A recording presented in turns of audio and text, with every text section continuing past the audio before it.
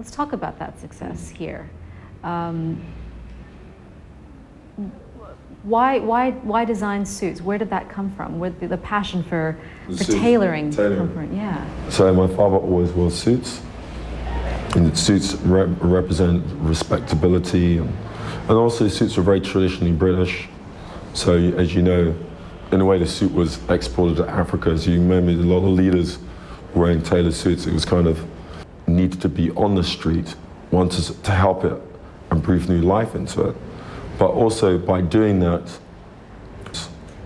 Well, that's the thing. How did you feel that because Savile Row, we're talking about in an old establishment here, Yeah. Savile Row tailors are part of the British establishment. That's right, that's right. Yes, you were born here, but did you feel? You know, growing up in London in the 70s it just was what it was. The riots, the skid. It needs to be the big thing. I can't do it because I'm black. Yeah. What's your vision for Africa? My vision? It's advantage. The fact that it's been left to last is its greatest advantage. Platform for a greater message, to the paper. So why don't we do everything, learn from everyone else? They were there to meet the British government's African experts. And you know, I spoke to Gordon Brown at the beginning of the year. I got invited down to Chequers to As one does. well, fortunately, I was invited, and I put this idea across to him. And the thing about Gordon, he's very personal on the one-on-one, and he really listens. So we're meeting Gareth, and we're also meeting Brendan Cox, special advisor to Gordon Brown. And I see it. Let's switch gears a little bit. Let's talk a little bit about your style. How would you define your style? My style, Yeah. and finding modern ways of working with it. And Africa, because as it stands, when you think of it, all you think about is a kid with a gun or AIDS or anything like this. And it's 53 countries. I mean, everyone knows it, but maybe we need to just reinforce the point.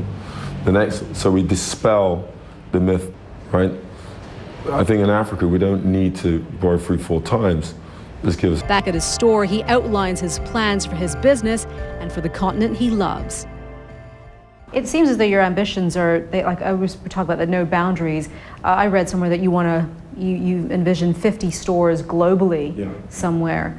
How do you make that happen in a very difficult Climate. economic time? Yeah. Well, I think let's see. You know, I mean, like I've got a plan. Work for me.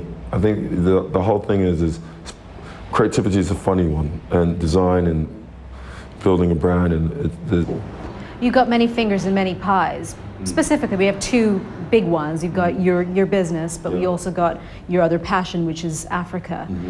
What gives you the most joy, and what makes you most afraid when you're dealing with both? Well, the fashion business is kind of That's your oxygen. Yeah, that's what I do.